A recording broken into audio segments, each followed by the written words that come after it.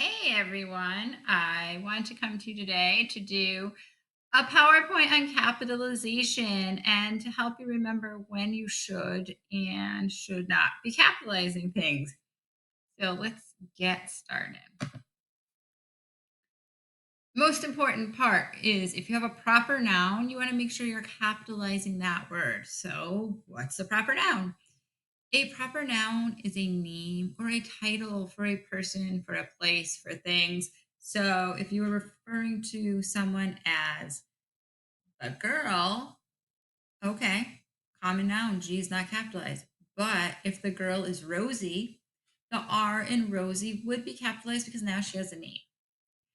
If you were saying we are going to the school, school is a common noun, so it would not be capitalized.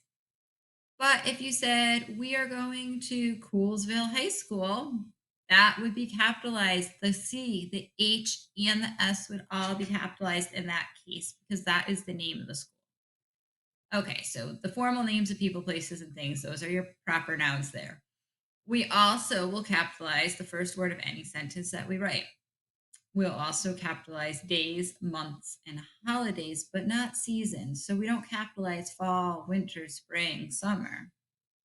But we do capitalize April, July, Christmas, Wednesday. We also capitalize countries, nationalities, and languages. So here's something that tricks people.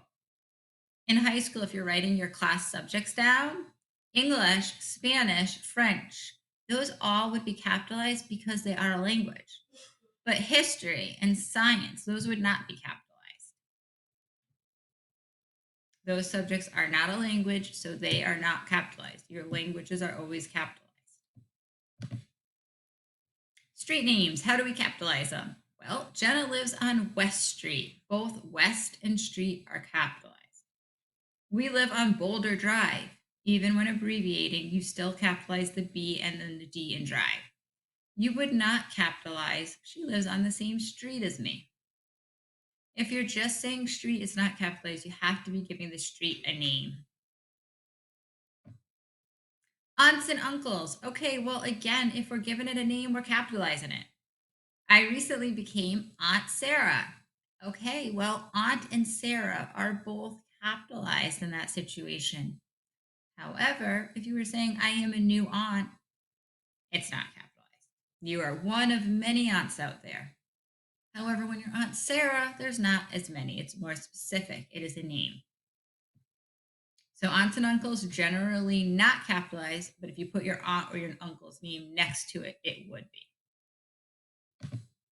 Cities, states, the Midwest. All right. I live in Hartford, Connecticut. You are going to capitalize that city with an H and you are going to capitalize the CT of the state. If you had put I live in Hartford, Connecticut and spelled it out, you would still be capitalizing the H and the C. I live in the Midwest. Okay. So Midwest is a region. It is capitalized the M. Don't capitalize the West as well.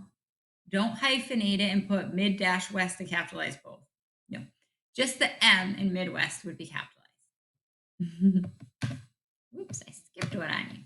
North, south, east, and west. Okay, Gary lives north of the supermarket. Okay, so that is a direction. Doesn't matter. He's north, not capitalized. You do capitalize it if you are saying Mandy lives in West Hartford. Both the W and the H are capitalized because it's a city name. Julia lives in South Carolina. Both the S and the C would be capitalized because it's the name of the state. But when it's the name of a city or a state, the north, south, east, or west would be capitalized. Titles, yes. Poems, novels, short stories, songs. You'll capitalize the main words in those. And we see Romeo and Juliet and To Kill a Mockingbird, two novels listed below and capitalized. So, those are your tips on how and what to capitalize. And hopefully, when you're doing your writing, it will help you to remember when you're capitalizing and what you're capitalizing. Thanks, everyone. Have a great day.